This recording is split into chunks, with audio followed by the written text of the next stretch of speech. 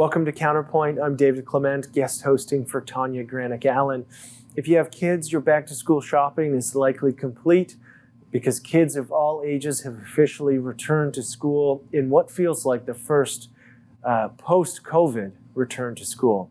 But have all students across all levels returned back to the classroom without pandemic restrictions? Are there looming threats of additional COVID waves come winter that could or should close schools again? And most importantly, do we have a full understanding of the negative consequences of closing schools? How hard is the adjustment going to be? And just how far behind have students fallen? Joining me to discuss this is Dr. Scott Masson and Professor Mark Mercer. Thank you both for joining me on Counterpoint. Great to be with you. Thanks for having us.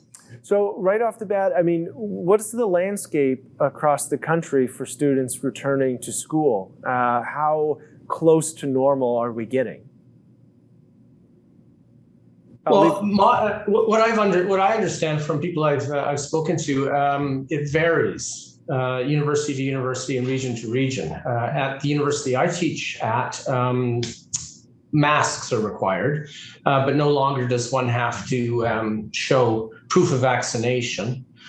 Masks are required for students, not for teachers if there's a distance between the front row and where the teacher is. But other schools, I'm told, have no restrictions at all.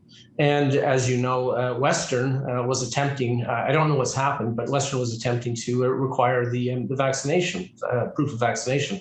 So university to university across the country, different regulations are in place.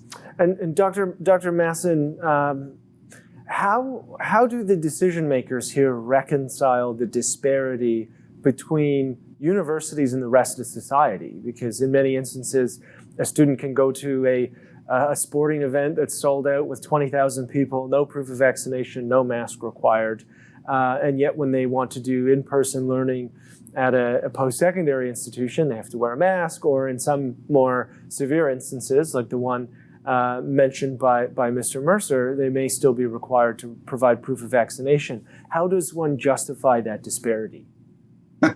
Well, you're going to find it difficult to get an answer there because, of course, the administrators are only going to answer for what they're responsible for.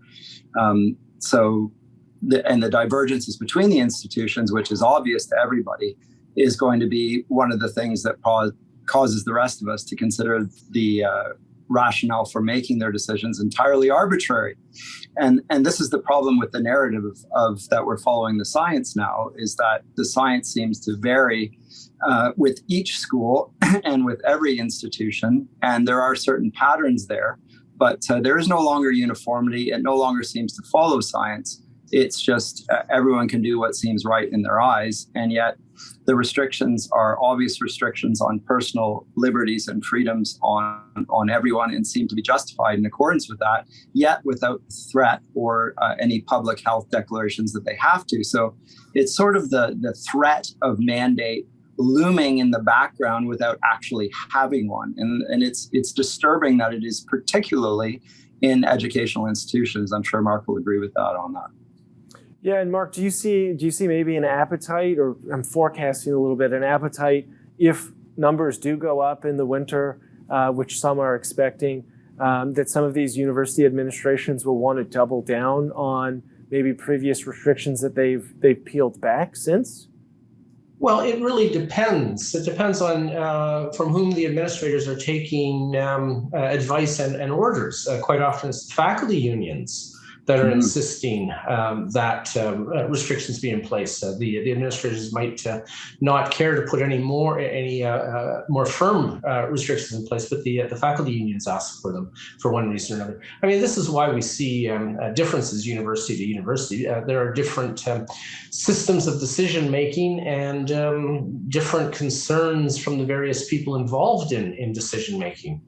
Some groups are very afraid, and other groups are not so afraid. I would hope that the universities were looking to science and evaluating results as best they can. But that seems not to be it. It seems to be more who can apply the most pressure is the group that gets what they want. But to your question, I'm like Scott, very much afraid of more restrictions. I do just have to quickly interrupt you to go to break, but I'll let you continue that thought when we return.